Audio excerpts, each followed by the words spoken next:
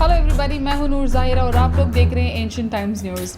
Lockdown के चलते हमने देखा कि डोमेस्टिक वायलेंस के केसेस बहुत ज़्यादा बढ़ चुके हैं। इसी के चलते हमारे साथ है अभी शबरीन, जो एक खुद डोमेस्टिक वायलेंस की विक्टिम है और उनकी एक छोटी सी बच्ची भी है 2.5 साल की। तो उनसे पूछते हैं कि ये इनके घर में जो हादसे हो रहे थे ये कैसे हुआ है, क्या इन्होंने लीगल हेल्प ली है या नहीं ली है। तो आप बताइए, आपके हस्बैंड का नाम क्या है? मेरे हस्बैंड का नाम तनवीर अहमद खान है। तनवीर अहमद। तो आपकी शादी को हुए कितना टाइम हो रहा है शबरीन? मेरी शादी होकर 2.5 साल हो रहा है। 2.5 साल। तो 2.5 साल के शादी में क्या आपके साथ लॉकडाउन से पहले यानी कि शुरुआती सालों में भी टॉर्चर हुआ है कभी? हाँ, शादी लॉकडाउन से पहले बहुत सारा मेरे साथ टॉर्चर हुआ है। अच्छा। घर के 4 आदमी है ना। चार कौन है? कौन? सास, ससुरे, जेठ, हस्बैंड। ओके।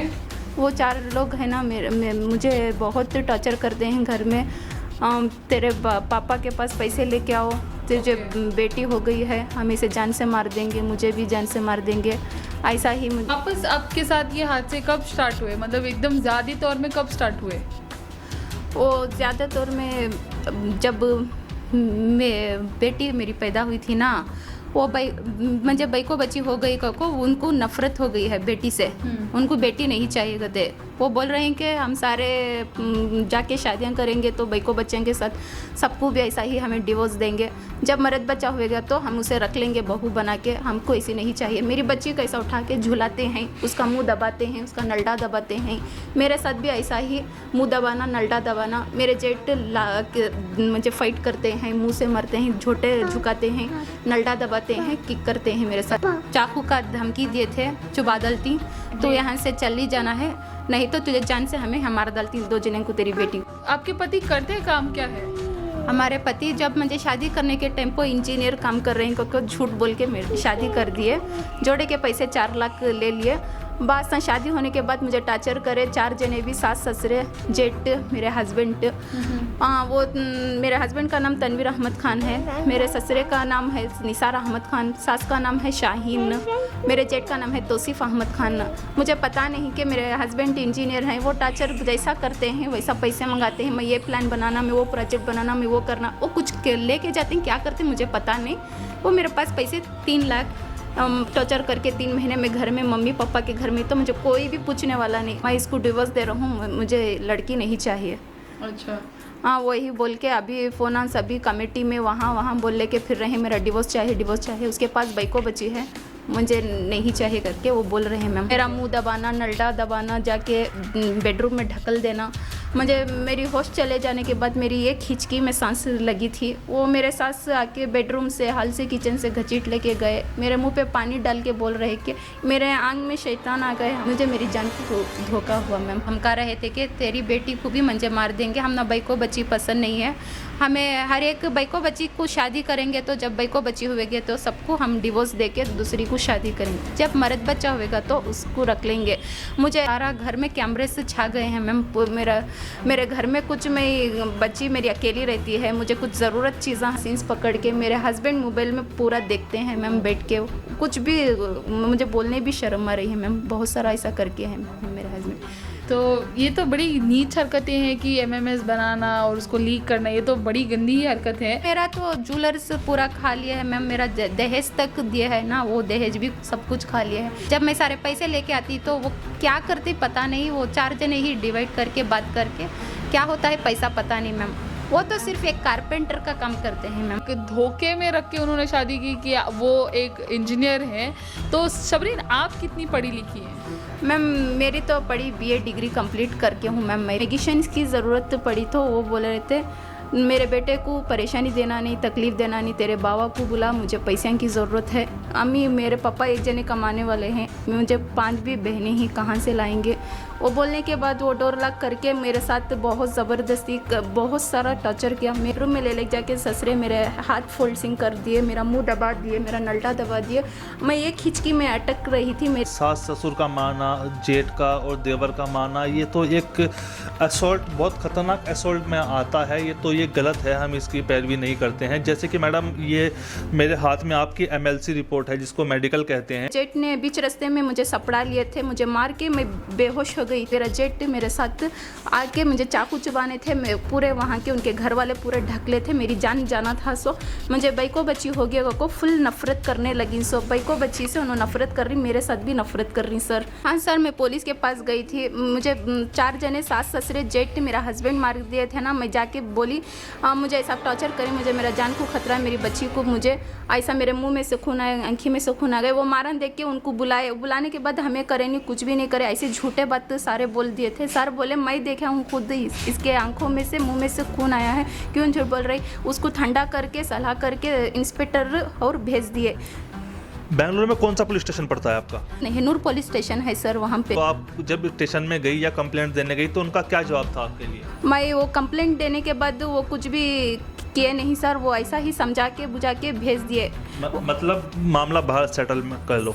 हाँ, सेटलमेंट कर लो, ऐसा ही भेजे। ट्रिपल तलाक का मामला है, ऐसा मालूम हुआ था जब हमने रिपोर्टर को भेजा कि आपकी छोटी बच्ची है, उसको मारा गया है, उसको भी असॉल्ट किया गया है, उल्टा लटका दिया गया है। ये बेटी बचाओ बेटी बढ़ाओ अभियान जो चला है नरेंद्र मोदी का, इसमें बहुत सपोर्ट मिला है जनता को। तो आप इस बारे में क्या कहना चाहेंगी, आपके साथ क्या हुआ है? मुझे बैको बच्ची होने के बाद वो बहुत सारा नफरत करते हैं। वो बोल रहे हैं कि घर के अंदर बैको बच्चे से बहुत सारा नफरत है। ये मेरे सास ससुरे जेठ और मेरे हस्बैंड कह रहे हैं मेरे थे कि पैसे की ज़रूरत है, तेरी बच्ची से मुझे बहुत सारा नफरत है। मेरी बच्ची को पाँव लटकाते हैं, बिल्डिंग के ऊपर से गिरा देते हैं, मेरी बच्ची का मुंह दबाए, मेरी बच्ची का नलटा दबे, मेरा कलीजा फट गया। मेरी छोटी बच्ची को देखो, मम्मी ऐसा मत करिए, मेरी बच्ची को छोड़ दीजिए, मम्मी मुझे पैसे की ज़रूरत। ऐसा मेरे पापा एक जनी कहाँ से लाऊं, मेरी बच्ची को ले लेके जाको नीचे हल में पटक डाल को, अगल दलाल को, कुफल दलाल ले। 4 आवर मेरी बच्ची रो रो को तड़प को पड़ी। मेरी बच्ची कौन भी बचाने वाला नहीं थी। 4 जने जाहिल गवार आदमी मेरे बच्ची के साथ बहुत सारा सुलूक किया। बच्ची रो रो के ऐसा ही बेहोश हो गई। तो वहाँ पर क्या हुआ था? मैं हमारे सास के घर को गई थी, मुझे मेरी बच्ची के ज़रूरत की चीज़ें थे। वो वहाँ पे मेरे हस्बैंड देख लेके भाग के आए। भाग के आने के बाद वो गेट को ताला डाल के मुझे सर के बाल पकड़ के, मेरे ऐसा ही पकड़ के गेट को मुझे मेरा सर को मार दिया। सर लेके गेट के ऊपर मार दिया। मार के बोल दिया मैं तुझे ट्रिपल तलाक देता हूँ, मैं तुझे ट्रिपल तलाक देता हूँ, ऐसा बोल दिए। मैं रोई, मेरे मुंह में से खून आया। वो बहुत सारा मेरा हस्बैंड मार दिया, मैं दे रहा हूँ ना तुझे ट्रिपल तलाक बोल के। मेरी बच्ची चिल्लाई, रोई, मेरी बच्ची को भी नहीं देखे। आपने 3 नाम लिए, इरेक ह्यूमन ऑर्गेनाइजेशन और ये अहमद और ये नवाज। तो आपके केस से इनका क्या रिलेशन है? वो मेरा हस्बैंड का फ्रेंड है नवाज। 2 लोग, नवाज एक है, एक अहमद है। वो बोल रहे हैं कि हमारे सामने वो तेरा हस्बैंड ट्रिपल तलाक दे दिया है, तू मेरी हाफिज़ में आके सेटलमेंट कर लो। तो कोर्ट कचहरी चढ़ी तो भी कुछ भी क्या भी होने वाला नहीं। मेरे रिकॉर्डिंग्स पूरे सब कुछ हैं। तू कहाँ भी गई तो कोई कोर्ट भी कचहरी तेरा केस नहीं लेगा। तू कहाँ गई तो भी फेल्ड होके आएगी। हमारे पास रिकॉर्डिंग्स हैं, हम रख के दिखाएंगे तेरे रिकॉर्डिंग्स। मुझे बोल रहे हैं कि तू कोर्ट को गई थी तो वहाँ पे ही खड़ के तेरे मुँह पे एसिड उछाल दूंगा। आप सरकार से क्या अपील करना चाहेंगी? मैं नरेंद्र मोदी से ये कहना चाहती हूँ कि मैं इस देश की एक बेटी हूँ। मुझे हर ट्रिपल तलाक का बहुत सारा चल रहा है, मेरे साथ भी ऐसा ही हुआ है। ऐसा सारे जो विमेंस ऐसी हालत से गुज़र रहे हैं कि उनको सपोर्ट मिलना चाहिए और गवर्नमेंट से और क़ानून से, नरेंद्र मोदी से मैं हाथ जोड़ के विनती करना चाहती हूँ कि हमारा इंसाफ चाहिए, हमको सपोर्ट चाहिए। ऐसे मासूमों के साथ ऐसा खिलवाड़ कर रहे हैं। नरेंद्र मोदी से मैं बहुत विनती करती हूँ कि ये जो हमारे आप में इनकी मेडिकल रिपोर्ट है, ये देख के हमें भी बहुत ताज्जुब हो रहा है। तो कर्नाटक सरकार को, केंद्र सरकार को जो ट्रिपल तलाक का कानून बनाया है और बेटी बचाओ बेटी बनाओ का जो उन्होंने अभियान चलाया है, ये धरातल पे क्यों नहीं उतर रहा है? और जो हमारा प्रशासन है कर्नाटक का, वो सही तरीके से काम क्यों नहीं कर रहा है? अगर सही तरीके से काम करता तो ये नौबत नहीं आती। कम से कम FIR नहीं कर तो कंप्लेंट लेकर उस पर एक्शन तो करना चाहिए था। ये गरीब लोग हैं, ये कहाँ जाएंगे? तो हम तो इतनी ही विनती करना चाहते हैं भास्कर राव साहब से और कर्नाटक सरकार से कि थोड़ा इन छोटे छोटे जो मसले हैं और इन पे थोड़ा ध्यान दिया जाए। पुलिस को भी इनकी सहायता करनी चाहिए। तो last but not the least मैं ये कहना चाहती हूँ कि घरेलू हिंसा ना करना ना सहना अच्छी बात है। और अगर आप देख सकते हो कि आपके अड़ोस पड़ोस में कहीं हो रहा है तो उसको आप हेल्पलाइन नंबर्स पे कॉल करके इन्फॉर्म कर सकते हो। तो प्लीज़ जब आप आप एक घर पे लड़ाई सुनते हैं तो प्लीज़ इंटरवीन करिएगा और रुकाने की कोशिश करिएगा, एक अच्छे पड़ोसी बनने का फ़र्ज़ निभाए। देखते हैं क्या होता है इनकी केस में, कितनी डेवलपमेंट्स होती है लीगली, हम आपको इसके साथ अपडेटेड रहेंगे। Until then, I was me, Noor Zaira, for Ancient Time News. Stay tuned.